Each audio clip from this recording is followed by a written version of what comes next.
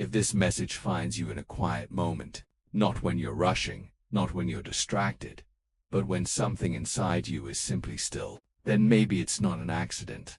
Maybe a part of you has been waiting to hear this. Because for most of your life, you were given a story about your body, a story so common that almost no one questions it, that getting sick is inevitable, that as you age, your body slowly breaks down, that pain, fatigue, and loss of energy are simply the price of time passing, and without even realizing it, you accepted that story. You accepted the tiredness that lingers longer than it should. You accepted the discomfort that shows up without warning. You accepted the quiet belief that your body, it is slowly working against you. But there is something happening inside you right now that completely contradicts that belief. Even as you read these words, your body is working. Not loudly, not dramatically, but with a quiet, steady intelligence. Your cells are repairing. Your systems are regulating. Your body is constantly adjusting, recalibrating, restoring balance. And tonight, when you fall asleep, all of that will continue without effort, without control, without you needing to understand how it works. So here is a question worth sitting with. If your body is constantly working to repair itself, why have you been taught to believe that it is designed to fail? Which story is true, the one you were told, or the one your body demonstrates every single day? This is not about rejecting medicine. Modern medicine saves lives, and it has its place. But perhaps you've only been shown one side of the truth. You were taught how to fight disease, but you were never taught how healing actually works. And over time, something subtle happened. You learned to resist your own body. When something hurts, you try to silence it. When you feel tired, you push through it. When your body signals something is wrong, you override it. Without realizing it, you entered into a constant state of tension, not just against illness, but against yourself. But what if your body was never against you? What if every symptom, every sensation, every signal was not a problem, but a message? When you feel pain, something is asking for attention. When you feel exhausted, something is asking for rest. When you feel anxious, something inside you is overwhelmed. These are not signs of failure, they are signs of communication. But in a world that moves too fast, a world that values productivity over presence, you were never taught to listen.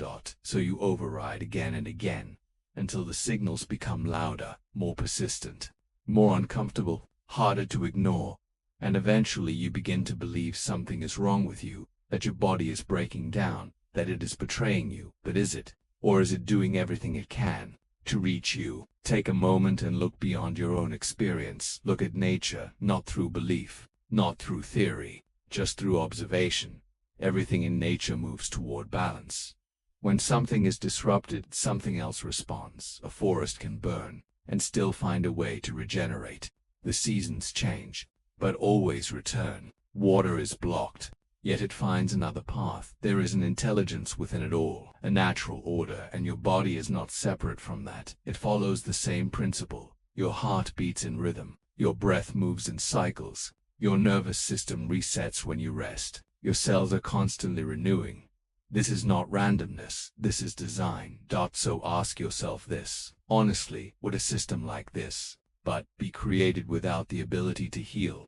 Or is healing part of its very nature? If that is true, then everything begins to shift. Because healing is no longer something rare. It is not something reserved for the lucky. That is something your body is always trying to do. And illness is not punishment, it is information, a signal that something in your life has moved out of alignment, not because you are weak, but because the conditions around you no longer support balance. Too much stress, too little rest, too much pressure, too much noise. And when that continues long enough, your body does not betray you, it warns you. But here's the part most people never realize. Healing is not a battle. It is not something you win through force. It is not something you achieve by trying harder. Healing begins when you stop fighting, because your body does not need to be controlled. It needs to be supported. It needs space. It needs calm. It needs the right conditions. That in your role is not what you think it is. You are not the mechanic fixing a broken machine. You are the one creating the environment where healing can happen. When you reduce the noise, the body begins to respond. When you remove the pressure, the system begins to reset. When you stop forcing, something changes. But there is another layer, one that is easy to miss. Your body has been speaking to you all along. Not in words, but in sensations, a tightness in your chest, a heaviness in your body, a restlessness you can't explain, a fatigue that doesn't go away. These are not random, they are messages. But most of the time, you don't hear them, not because they are silent, but because your life is too loud, too much thinking, too much worrying, too much doing. So instead of listening, you react. Pain becomes something to suppress. Fatigue becomes something to ignore. Discomfort becomes something to escape. And when you continue like this, the body doesn't stop communicating, it simply raises its voice.